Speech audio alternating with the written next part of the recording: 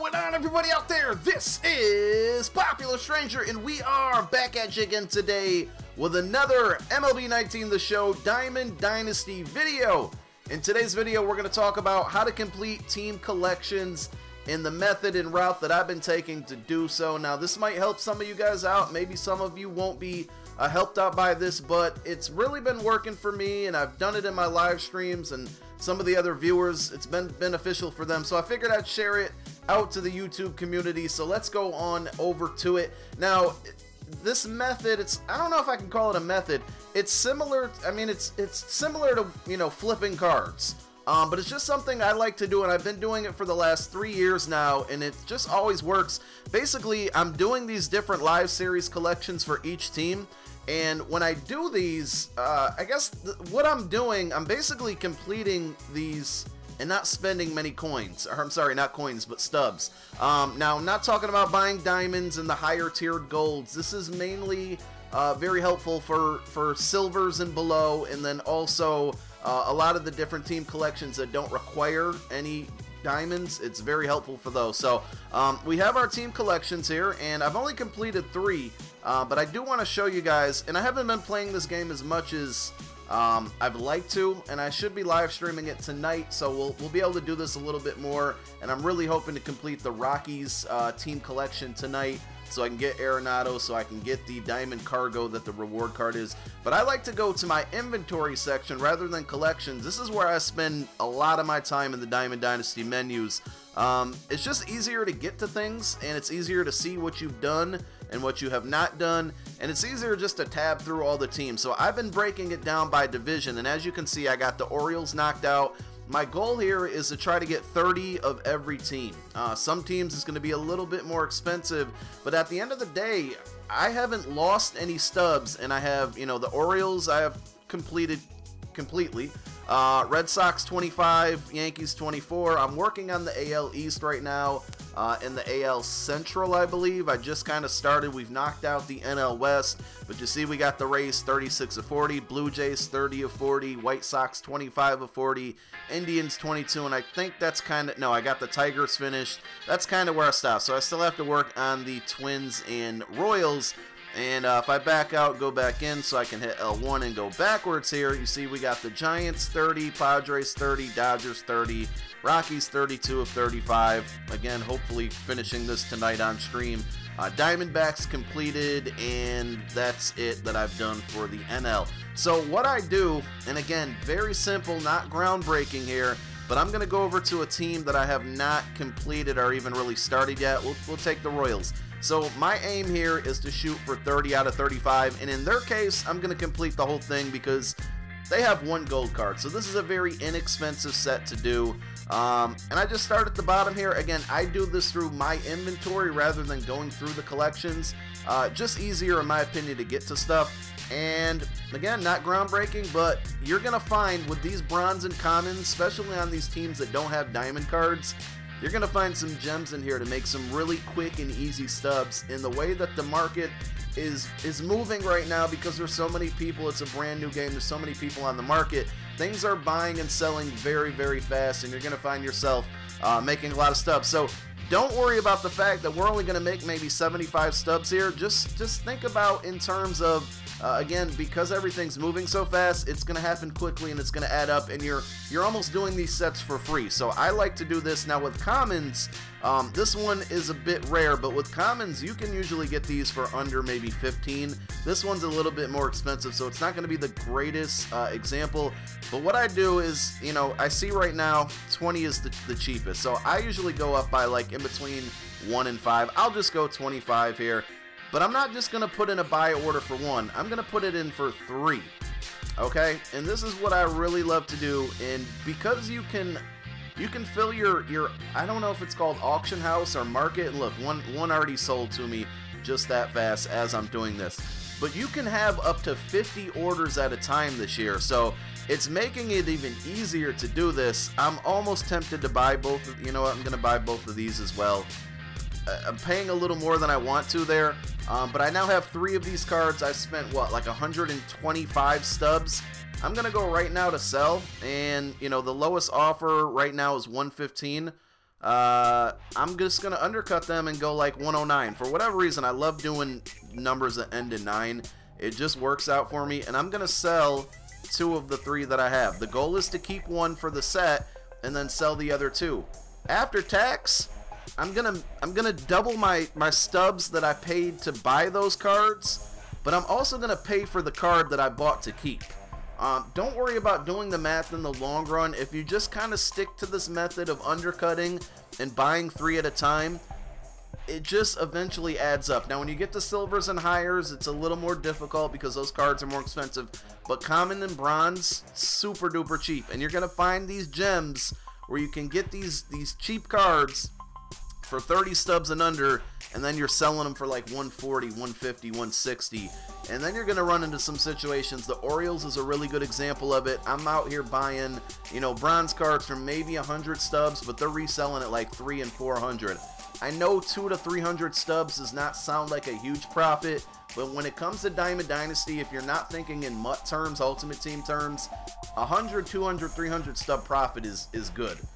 Because packs cost you 1,500. They're kind of cheap in the grand scheme of things. But again, I'm just going to do this. We'll buy it like 27.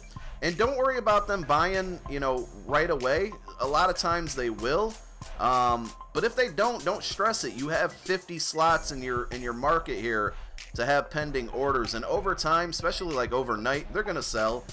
And if they don't worry. You can cancel your orders, go back and redo it again. So I just like to focus on one team at a time.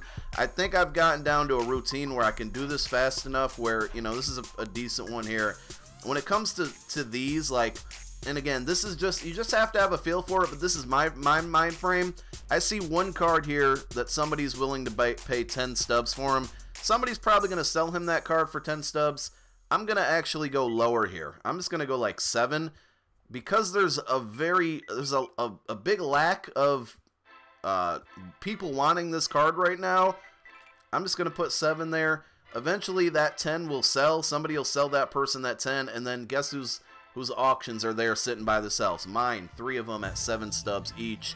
And again, I just go through each and every team. I've been tackling it by division, so I'll maybe do like 5 cards for each team in a division. Then move over to the next one. So here we'll go like 9, and we'll buy 3 of them.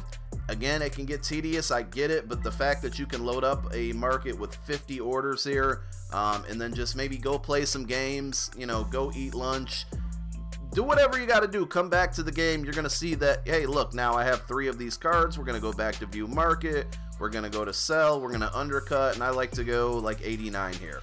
So we'll sell 2 of the 3 that we have for 89 stubs, and I'm pretty confident that they'll sell very, very quickly, or they'll just sell in general.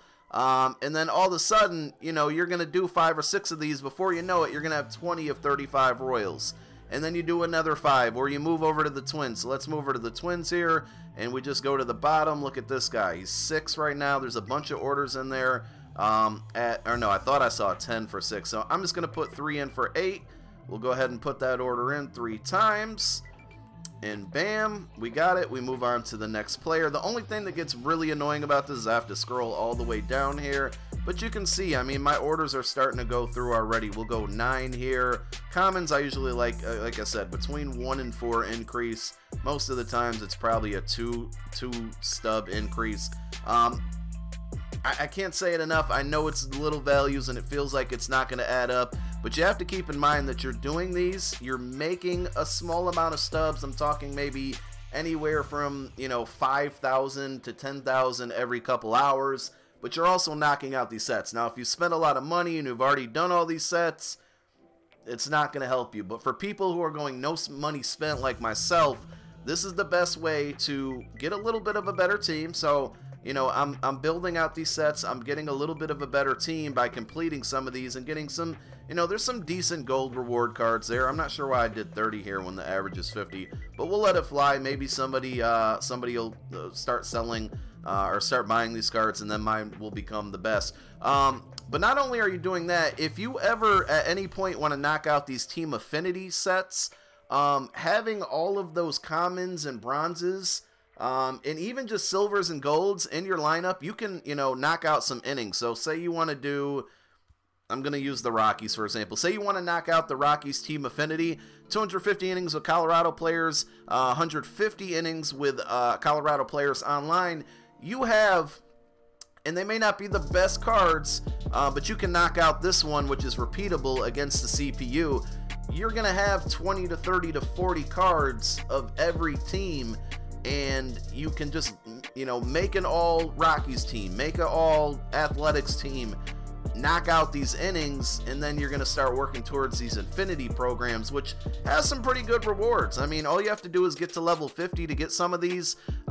With this, you're only getting +5, so that's not going to be the greatest, but if some of these cards are good enough to play online, you're going to get another +2 there. And then, of course, not only that, but if you go, okay, it was glitching me out there. I was trying to go to the bottom.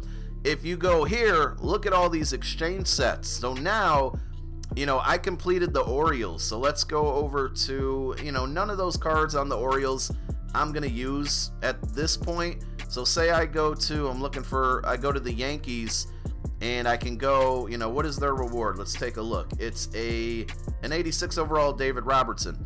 I can go to the exchange rivals here, and I have a boatload of Rays, Red Sox, Orioles, all these common cards. Then now that I've completed the set, I mean, I'm probably not going to use these. Maybe I need to save them for something else. But you can exchange these now, and you can get yourself, what, what does the first one bring you? +10 towards this Team Affinity Yankees, or you can go to the Red Sox. I think you get the point at this point, is that you're knocking out team sets for super duper cheap. You're basically making stubs to do these sets for the bronze, the silvers, and the commons.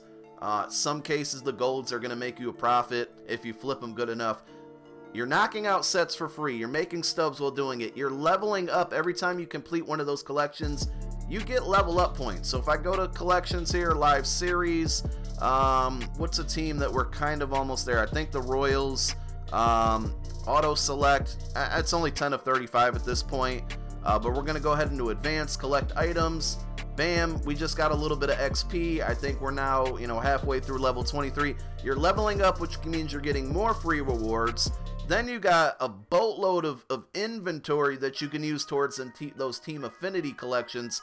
I think it's just an overall good method. It's a really big wide net of what you're doing right now, but at the end of the day, you know, you're not losing anything. You're losing a little bit of time, but you're probably playing the game anyway. I don't know, man. If you got any questions, or if you want to see it live in action on stream, I'm not 100% committed to this, but I'm pretty sure I'm going to stream the show tonight instead of Madden. And I'm going to finally jump into some Seasons games. All I've really played is Battle Royale, but I really want to. I haven't even really built a team, but if I complete the Rocky set, we're probably going to play some online games. Probably get crushed, but hey, at least we'll be working towards those that Rockies Affinity set or collection or mission, whatever the hell it's called. Again, any questions down below in the comments section. Hit me up on Twitter as well. Links down below in the description. And make sure you follow me on Twitch. If you're new here, hit that subscribe button. Let me plug myself there. Yeah, thank you guys so much for watching. Thank you for all the support. We'll be back with more videos tomorrow. My name is Popular Stranger. I'm out. Peace.